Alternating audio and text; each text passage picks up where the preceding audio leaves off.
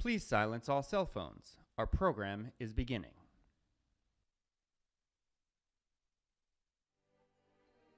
To me, maps are storytelling tools. I just remember being really excited about what maps could unlock for me. Maps and geographic data are really important pieces of communication. There are already a ton of maps of the world. Those maps are all in 2D.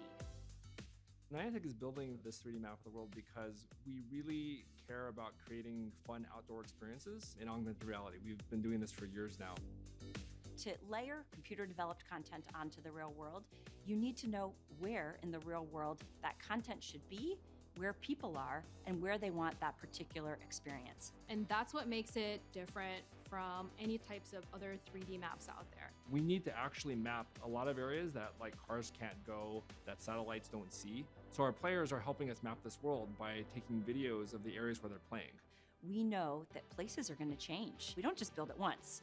We build it again and again and again, and we do that by incentivizing players of our games to help us keep that map fresh by scanning places as they change so that we know that this ever-changing world, we always have an accurate representation of the world as it is today, not the world as it was a month ago, a year ago, 5 years ago. It could be the next evolution of navigation, especially navigation on foot. It could be used for local discovery. Really, the possibilities are limitless. Anything that has to do with how we observe and record the Earth and the world, I think those are really meaningful in the way that we talk about the past, present, and the future. Maps are only going to get better and better, and it's okay to let go of the maps of old and embrace the maps of the future.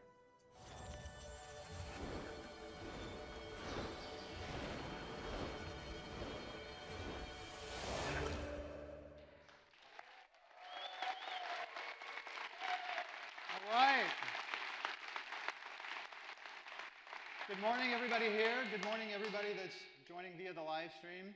Are you guys loving this indoor-outdoor venue and the awesome weather we're having today? Very cool. It's very appropriate to what we're going to talk about today. So welcome to the first NIANTIC Developer Summit, the Lightship Summit. And welcome to the early days of building the future of spatial computing. This thing that we've called the real-world metaverse. Today, we're going to talk about real world. Real in the sense that this is real technology that you all can get your hands on now to start building the future today. World in the sense that all the technology that we're going to talk about is really designed to better connect us with the world around us. All the people and places and things that we want to take in and enjoy.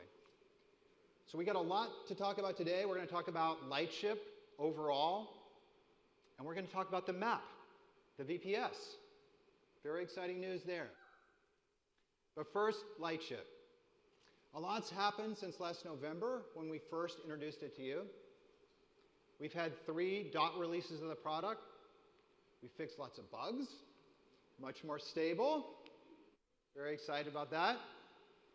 But the other thing that's happened is, maybe more importantly and more exciting for us, is that we've seen the first wave of pioneering Lightship apps built by some of you, and some of you out there. So the first thing I want to do today is take a look at some of these first Lightship applications. Starting with Coachella, back in person this year, and they did the Coachella-verse. But our very own Trip built this app using Lightship semantics to integrate some really awesome virtual creations and the real world there at Coachella. Rhizomatics, this is a group we've been working with in Japan for quite a while. Very famous VJ and DJ runs this shop, super creative. And they built this app that lets you mix and remix music, stems, by moving around in the environment and connecting with digital objects. Very, very cool use of the technology. Foundry 6, excited about this group. We met at AR House. Any AR House alums here with us? Yeah. I love RPGs. I was blown away by this. They're doing something very ambitious, trying to build a full RPG in AR, and it looks very exciting. Shueisha, we gave you a preview of Shueisha from Japan back in November. rich, rich catalog of IP. They've jumped in. They're building a full-blown Lightship application to bring that IP to life using Lightship. All right, and Trip. I can't have any favorites, so I can't say it's my favorite, but it's kind of my favorite. It's a AR meditation app. So as your meditation practice evolves and changes, your virtual creations out in the world, these exotic flowers and plants, also evolve and change. So really awesome and creative use of the product. And I know the folks that made it are here somewhere. Yeah. Look forward to talking to y'all later. Pixel Links. Okay, so if there was meditation, Pixel Links is coming at it from completely the other direction. EDM, electronic music, energy, but also transforming the world in a really cool way. Maybe they're here too. I heard some wooing going on. Yes, woo, there he is. It's a really cool app. And finally, JR, world-famous artist, muralist. His work is about connecting people with people, connecting us with the stories of other human beings through his large-scale physical installations normally. And he's working with Superblue, really cool art group, to do an AR version of that. So people telling their stories through AR that get created into virtual murals all around the world. So also really looking forward to this app coming out.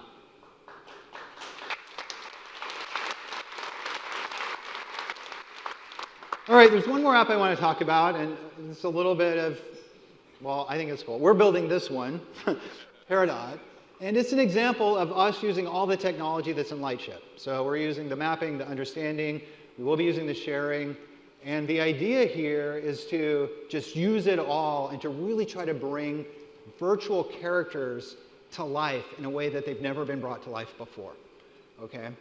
So these are genetically unique creatures. You get an egg. When you get your Peridot, it's unlike anyone else's, and you get to raise it into adulthood. This is our first full AR application. So you know, some of our apps have AR and non-AR parts. This is our effort to sort of look into the future and build something that's in the camera all the time. These are real dots that you can actually get. These are not just sort of fake artistic mock-ups, by the way. They're really, really cute characters, lots of very exotic and colorful plumage. But the really cool thing is what they can do. So this is the dots out in the world. This is a Peridot going for a walk with you. So you see the AR's keeping up with you. You can take it out for a walk just like a dog. This is an AR that wanted to go see flowers. So they're using perception to know where they are and what they're looking at. And they actually ask to take you out on adventures. So they want to go outside, just like your real pet. And you see them being occluded and basically just behaving naturally in the world. So I'm excited about this as a sort of stepping stone forward as we think about what the future can look like. I think it's relevant to this audience because we're eating our own dog food, okay? We are using this tech. We are battle testing it. We are finding bugs and fixing bugs. But the point is, we're working hard to harden this technology so that we can make it available to the best AR developers in the world. All of you. So we're excited about that. We're not standing still when it comes to thinking about what Lightship should be and what the future of AR should be. So we noticed an opportunity that we felt wasn't being served. And that was for these very focused, lightweight AR experiences. So it's something that we saw a need for. I started calling it snackable AR. And we wanted to support it. And we wanted to support the developer community because we think this is going to be an important part of the market. That's why, earlier this year, Eighth Wall became part of NIANTIC.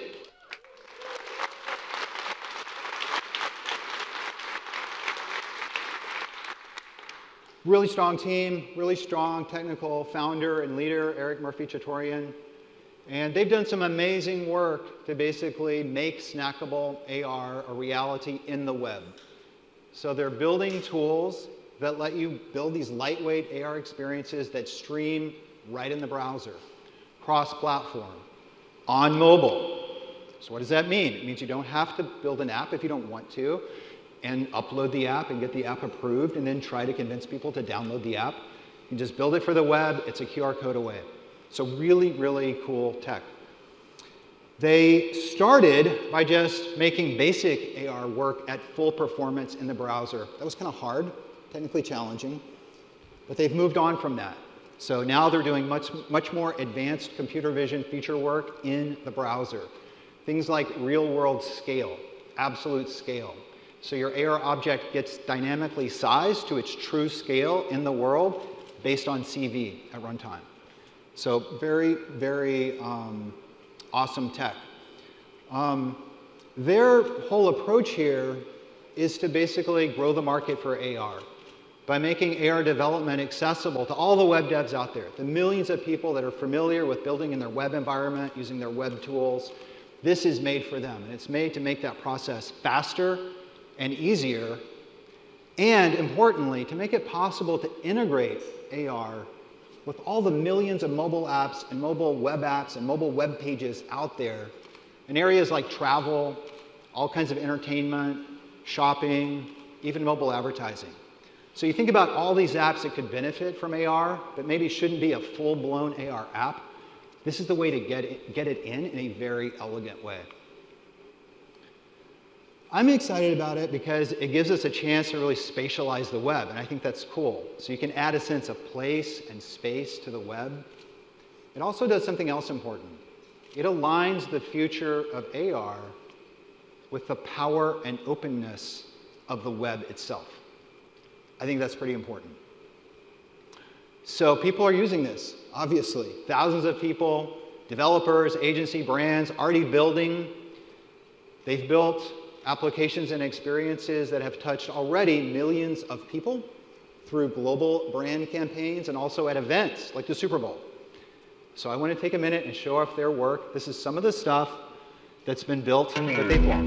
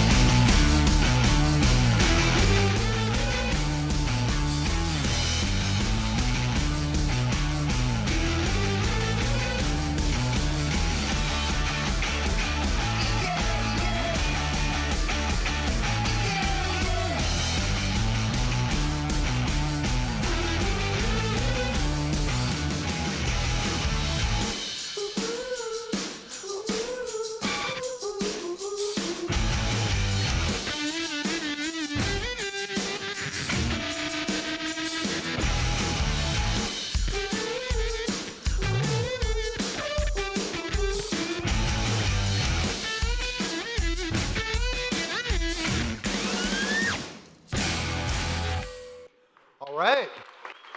Round of applause. And again, I think some people in the room and on the live stream built some of that stuff, so kudos to you. It's incredibly exciting to see the worlds of AR and the web coming together, and we're going to learn more about that tomorrow when Tom Emmerich is going to give us more details about some new features coming to 8th Wall. He's right there. One of the things they're going to talk about is distribution. They're doing some work to make it easier for people to find and discover stuff built using 8th Wall. And the second feature, which we announced, I believe, this morning, if not, it's coming out today, is payments. It's a payments API that makes it super easy for you to use their tool, their IDE, to make a web AR creation and then have payments integrated into it super easy. So you can pioneer new business models with this kind of web AR. Now, I said at the top of the morning that this was going to be real world today, and that conference is cool because it's a real hands-on session. So Tom's going to talk, tell you about all the cool new stuff, and then you can sit down and actually open up your laptop and start coding in their web-based development environment. So you can actually make some web AR with 8th Wall, and you've got the whole 8th Wall crew, maybe not the whole crew, but a lot of them in the room to answer questions right there on the spot. All right. So we talked a little bit about Lightship. We talked about web AR. I think it's probably time to talk about mapping. The map, the Visual Positioning System, VPS. I think that's the reason probably a lot of you are here today. We've heard a lot of interest in that over the past few months. And honestly, it's why we're having this big conference today, is to introduce Lightship VPS to you. It's important because for many of us, the real promise of AR, spatial computing broadly, has been this opportunity to bring the digital world together with the real world, to marry the atoms and the bits, to allow our digital creations to really inhabit the world around us. That requires precise 3D mapping so that it can just work, and users can have an experience that's simply magical. So this is the first version of the VPS. Seeing some cool footage of kind of how it works behind the scenes. It's available. We're launching the first version of it to you today.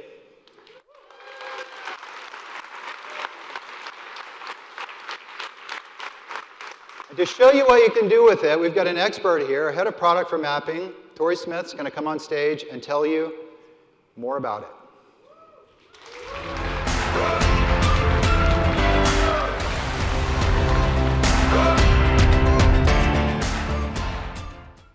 Wow, this is incredible. Thank you so much, John, and thank you and hello to all the developers joining us here in San Francisco and virtually from around the world. Today, I'm excited to introduce Lightship VPS, the visual positioning system for our Lightship platform. With Lightship VPS, developers will now have the power to localize their users and persist AR content with centimeter-level accuracy in seconds. The world of mapping has changed pretty drastically over the past 15 years. A lot of this innovation has been driven by maps that have been built by cars for cars. At Niantic, though, we're really focused on maps for a world that exists beyond the reach of the road. That's why, in order to power Lightship VPS, we started by building a new type of map, one that's specifically crafted for AR. To do this, we collect scans, which are short video snippets of real-world locations with which I'm sure a lot of folks in here are familiar. And we gather these. They're submitted by our players, our surveyors, and developers. We then process these data to create an AR map of the world. Once a location is sufficiently scanned, we're able to activate it on VPS, and it becomes available for developers to craft persistent AR experiences. Lightship VPS accurately localizes a user's device at the moment they start an experience. And the VPS service is actually going to enable AR content to persist. And what that means is that the same real-world experience, location-based experience, can be shared by different users and at different times. This is the feature that our developers have been waiting for. It is the key to building immersive AR experiences at real-world locations. So let's talk a little bit about how it works. So effectively, we're using a single query image from your device, and this allows Lightship VPS to quickly and accurately localize users, which positions them and orients them in the real world, and that allows you to have persistent AR experiences that can be tied to any VPS-activated location. Today, Lightship VPS is already available at over 30,000 locations around the world, with especially dense coverage in San Francisco, Seattle, Los Angeles, New York, London, and Tokyo.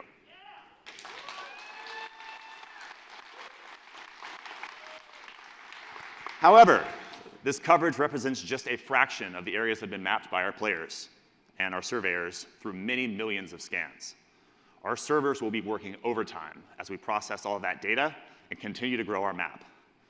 Lightship VPS will be available in over 100 global cities by the end of this year.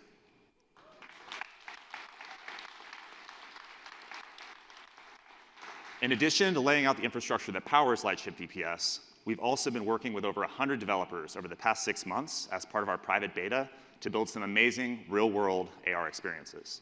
Let's take a look at what they, including some of you right here in this room, have been building.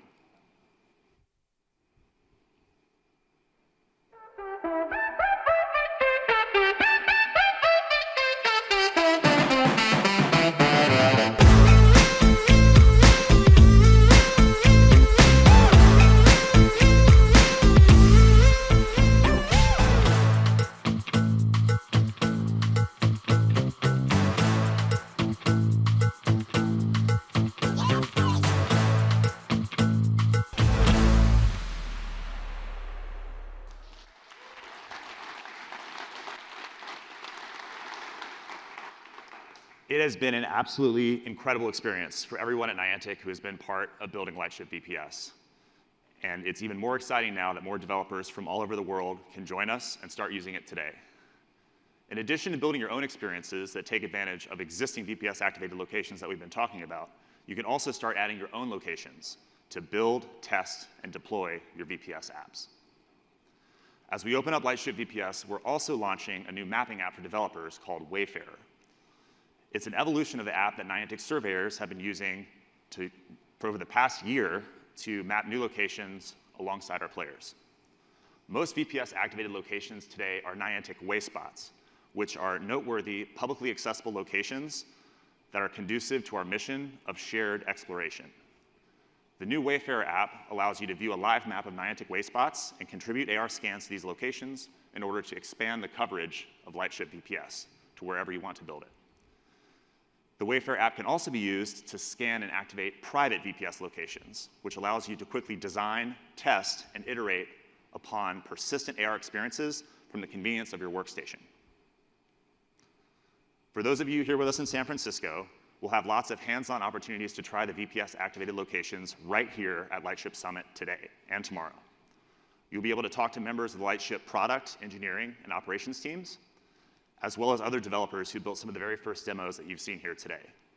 For everyone else outside the venue and around the world, Lightship VPS's map, the AR map for NIANTIC, is live and yours to build with. Thank you so much for being here. I'm now going to pass it back to John to tell you a little bit more about what we've been up to.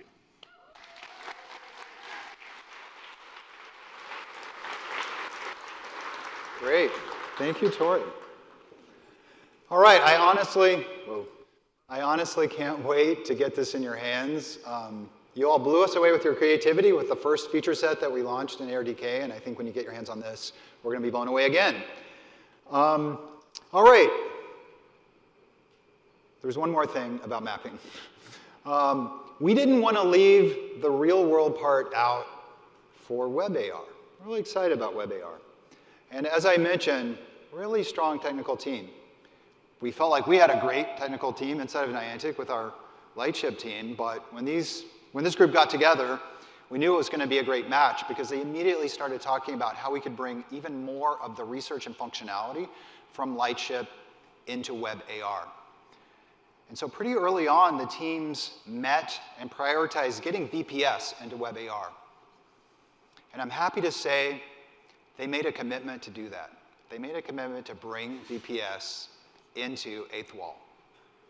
I'm even happier to say, wait, no, don't applaud yet. They already did it.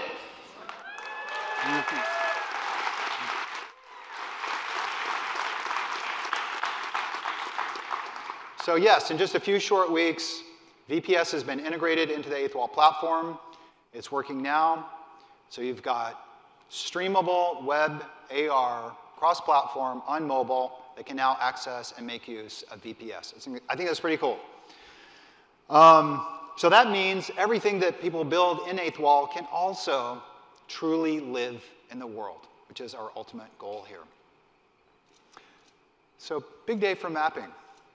To go back to Lightship, just want to highlight another set of features that we're going to talk more about tomorrow. So we've got our research team coming in. Our research team does our CV research. They publish papers. They compete with other researchers from the biggest companies in the world.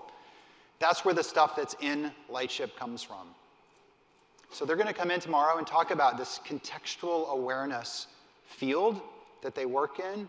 And they're going to showcase some of the latest innovations that are on their way from research into Lightship. So it's kind of a sneak preview.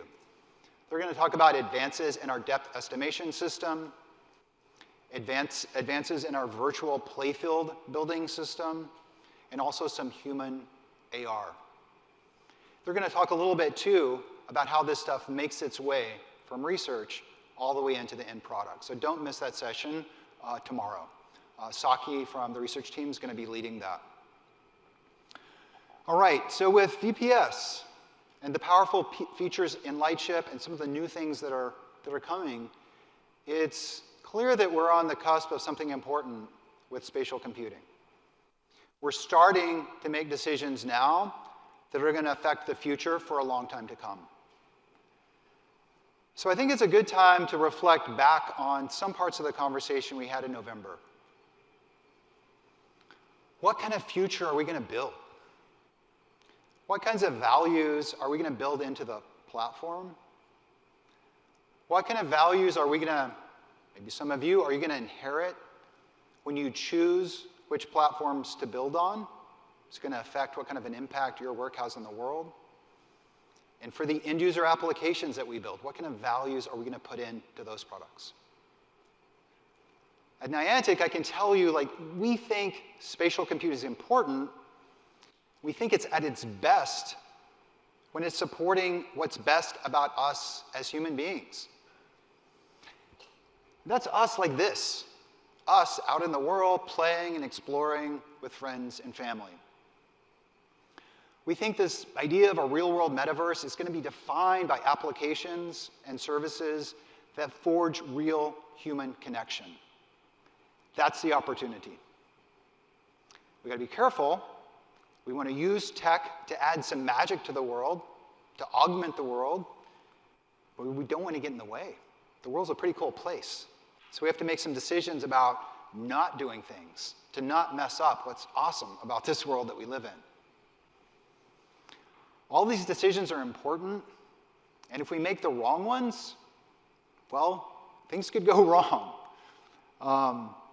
I've talked before about some of the problems we could face. That ranges from ubiquitous biometric tracking, maybe something we don't want. We could be overwhelmed by advertising. Or we could live in a world where the real world is just overwhelmed and stepped on by kind of too much of a good thing. So we've been thinking about what kinds of guidelines can we put in place, what kinds of examples can we set with our resources at Niantic to chart a course to try to do the right thing. So in doing that, we did something maybe a little bit unorthodox. We brought in an expert who's probably best known for showing us just how bad it could go if we make the wrong decisions. I'm talking about Keiichi Matsuda. I assume most of you here are familiar with the film Hyperreality. I first saw it a few years ago, and I was using it at a conference to talk about this topic, like what could go wrong, what can we do about it. After I gave my talk, very impassioned about this, a person in the audience raised their hand, called on them. He said, well, thank you very much for using my film. I've got a few other points I'd like to add to the discussion. So that was a little bit awkward for me. But I was thrilled to meet Keiichi, and that started a dialogue about what we could do together. And we've managed to get him in. And he is working to flip the script, to think not about what can go wrong, but what can we do to make it go right. And he's not just making films, he's actually building stuff. And he's here. So Keiichi, I'd like to welcome you on stage to talk more about what you're doing.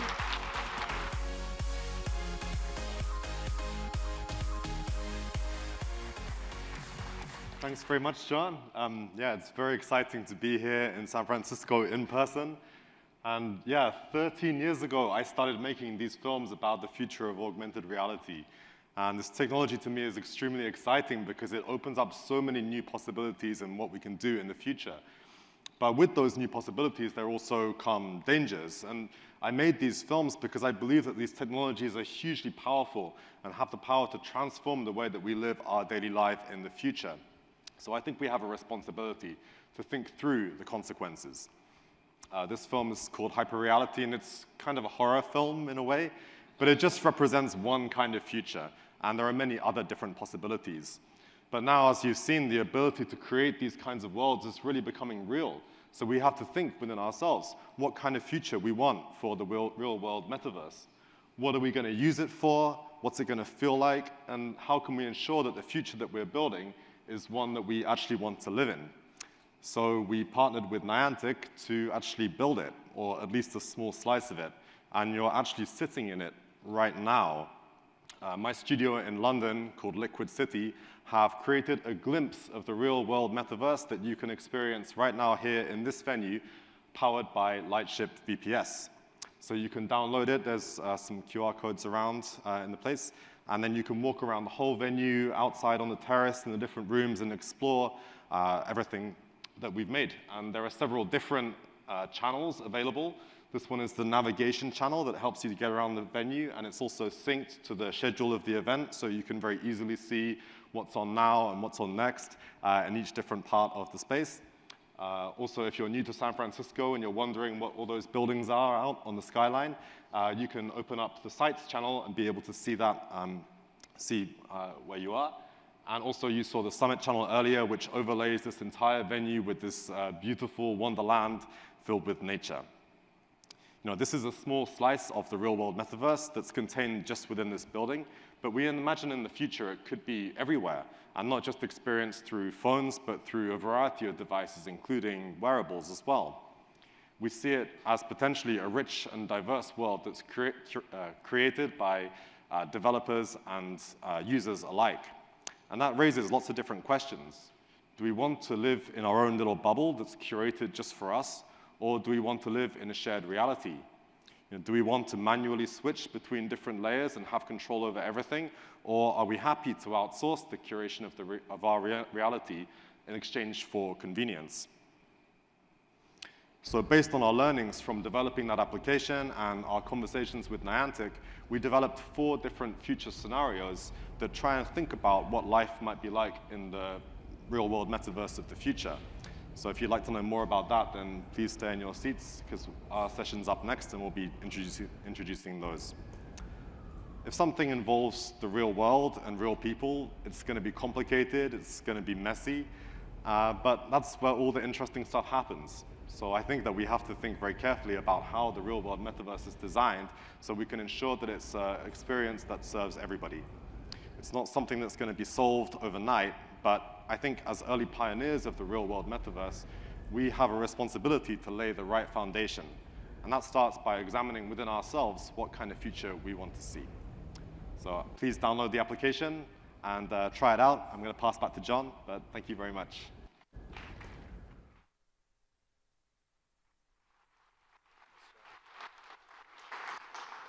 It's always great to hear from Keiichi. It's amazing to see the kind of talent that's assembled here in this room. And I attribute that to the fact that I think many of you, like us, like we want our labors and our talents and the sweat and the stuff that we work on to count for something.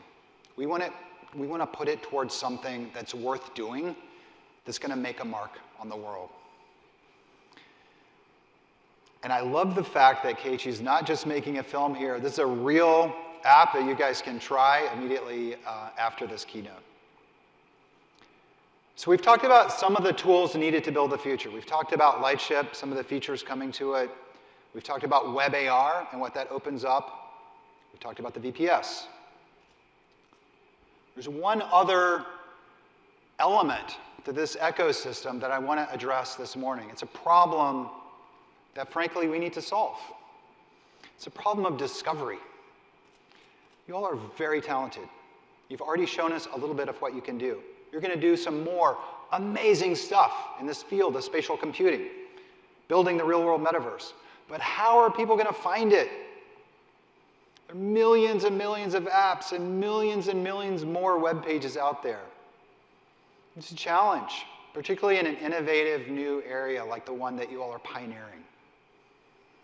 So we've been thinking about that. How can we help at Niantic? How can we help you find an audience for your work so that you can build real businesses around building content for the real-world metaverse? That's what we'd like to enable.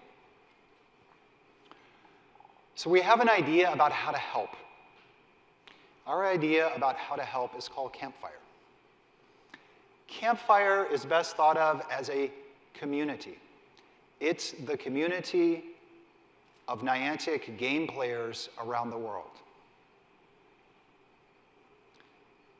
It's expressed through an app, a community application that starts with a map, adds people, adds formal community structures and events and mechanisms to discover new stuff.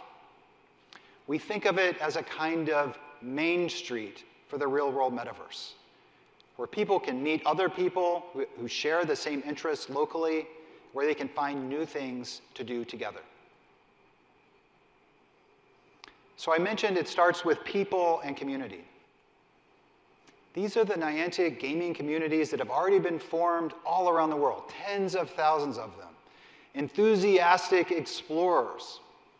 These local groups already exist. We're giving them a platform to better conduct their activities, find other players, for players to find these groups, and basically just providing some tools to make all this smoother and easier for these users. You got to have messaging to do that. People have to be able to talk to one another, so of course you can do messaging, rich media sharing as well. This is not about a feed. It's not about that. The communications are necessary in order to plan stuff, and it's a great way to celebrate the fun that you've had afterwards. That's how we think about the communications part of this system. And finally, the events. So we want to allow people to discover events they can go to. We've just started our real-world Niantic events back up again. We've got a whole slate of them coming this summer. That's accompanied by thousands of community day meetups that happen around the world. We want to make it easier for people to find these, RSVP. Of course, users can create their own events around whatever theme or interest that they have in that area. Fundamentally, this fosters the kind of real human-to-human social interaction that has always underpinned what we've been about at Niantic. It's out in beta and ingress now. It's coming to Pokemon Go and the rest of our games this summer. And as we come out of 2 years of lockdown in many cases, we're thrilled to give our players a tool to help them rediscover the joy and fun of meeting up and playing and just being together in the real world. And to provide a mechanism for them to find new creations that also add a little bit of magic and fun to the world around them.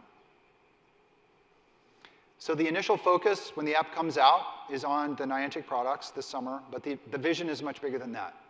And it's a vision where all of you, as independent developers, can leverage this audience as a way to attract users to your applications. We imagine a map that showcases not only these local communities and events, but showcases the apps that you will build. We're hard at work on that functionality. It'll be available later this year.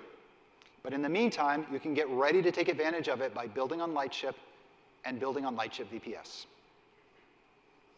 So that's Campfire.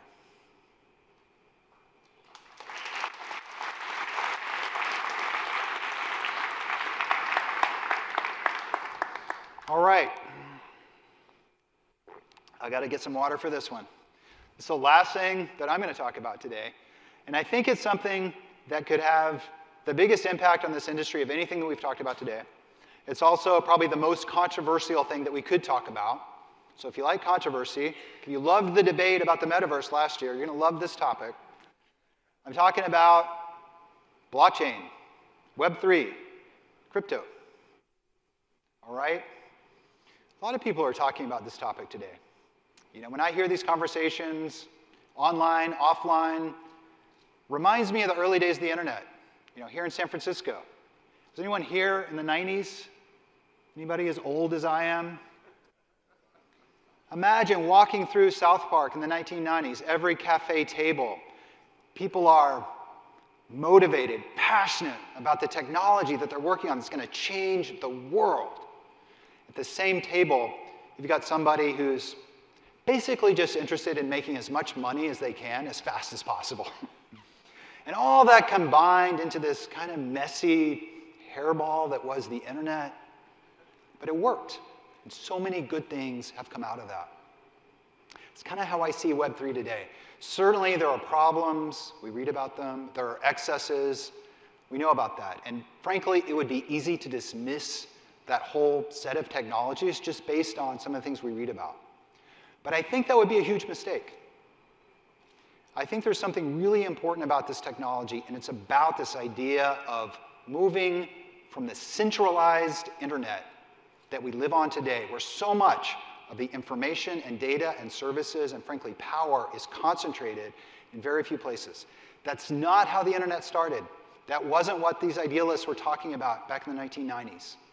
The potential for Web3 is to move us back to a more decentralized version of the internet and recapture some of that spirit and vision that was there when it started.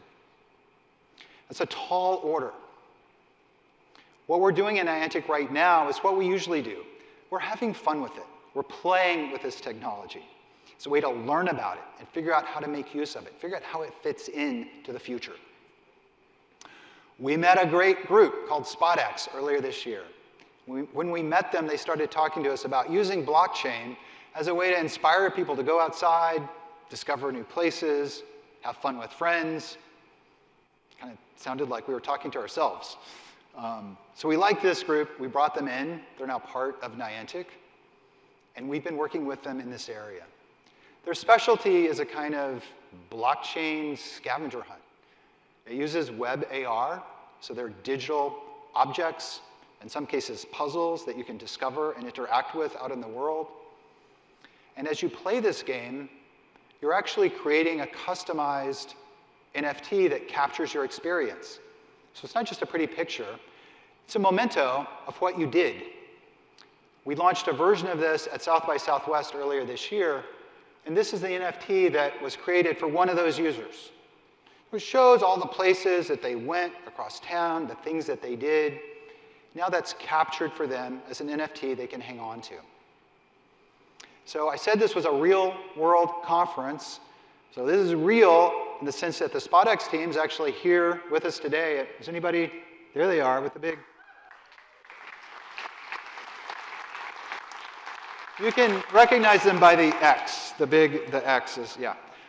So they built a custom version of their app just for you, for Lightship. They added some new stuff to it. They were telling me about it this morning. I'm excited to try it, but it's here. So you all can play with this app, go out, explore San Francisco.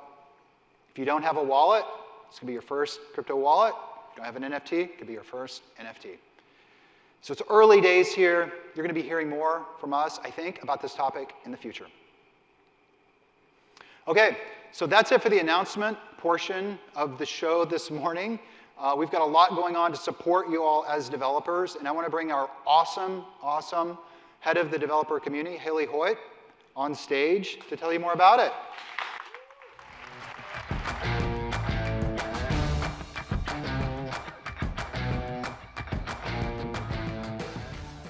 Hi, everybody. My name is Hali Hoyt. I use they, them pronouns, and I, along with many others here at Niantic, look after our developer community.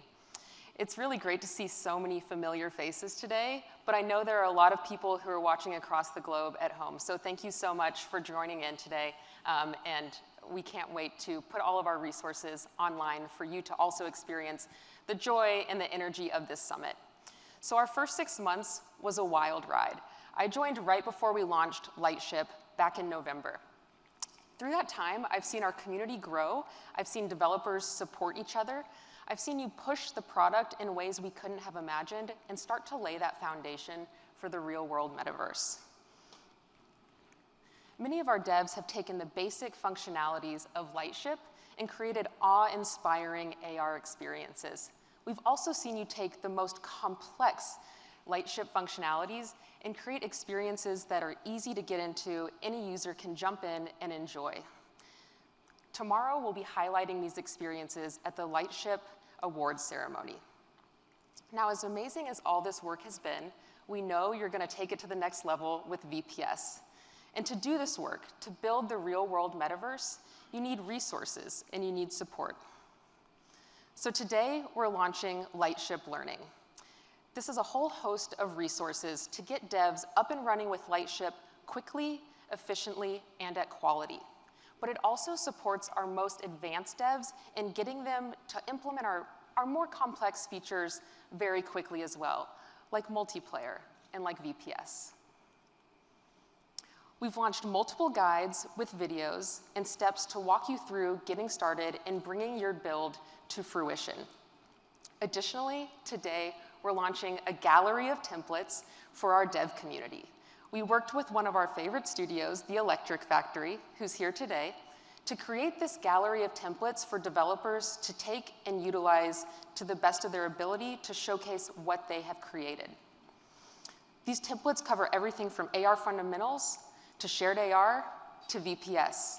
So you take a template, You stick it in your Unity scene, and you make them your own, and you're up and running in no time. Now, to celebrate the launch of Lightship templates, we're kicking off the Lightship Template Challenge next week. We're doing this in partnership with our friends at LensList. They're in the audience as well today, so meet them if you have the opportunity. They support the grand AR community. And throughout this challenge, you'll be able to utilize these templates, but we'll also be hosting workshops to make sure you know how to combine templates and really get your work in a way, in a format that's going to suit what you want the user to do. We'll also have office hours alongside those workshops, and we can't wait to see what you're going to build. Now, similar to the summit today, we're also going to be going to Japan next month to host another Lightship Summit. So for all our Japanese developers who are watching at home, we can't wait to see you in real life next month. Woo!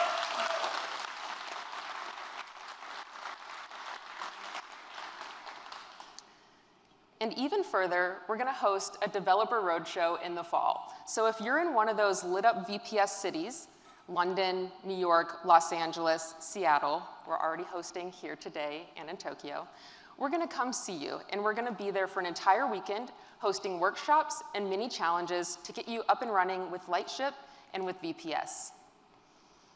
Now let's bring it back to the here and now. I know you're eager to meet each other, to meet NIANTICs, and to just get into those sessions and also test out VPS. So I see you all bringing your phones out. Awesome.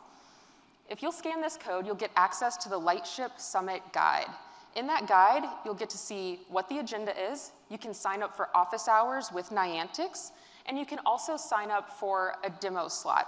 So again, we're going to host demos right outside on this terrace of VPS. And that's all for today. I want to hand it back to John for some final thoughts. Thank you.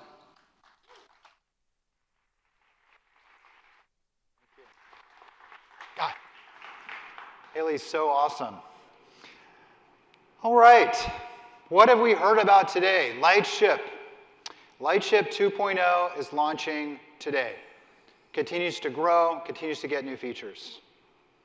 Talked about Web AR, expanding the market for Web AR with powerful tools that let you build streamable AR. Works right in the browser. The VPS, launching today and soon in Web AR. Campfire, a social network, a community for the real world that will help consumers find the awesome Lightship apps that you all will build. Finally, I think all this can be done in a way that's consistent with our values and lets us build a world that we'll be proud to pass on to the next generation. So I want y'all to try the demos. Go out and experience Keiichi's positive vision for a real-world metaverse. Go try SpotX and see Web AR combined with Web 3. Get your first NFT. But the main thing I want to ask of you is to start thinking about what your personal contribution is going to be to the future that we're building together. All right. For those of you joining virtually, thank you. All the online forums are now open. Hope to see you at a real-world event in the future. And for those of you here in San Francisco, make the most of your time here together. It's really special. You're inventing the future together, and we are inspired by your work every day. So thank you all very much.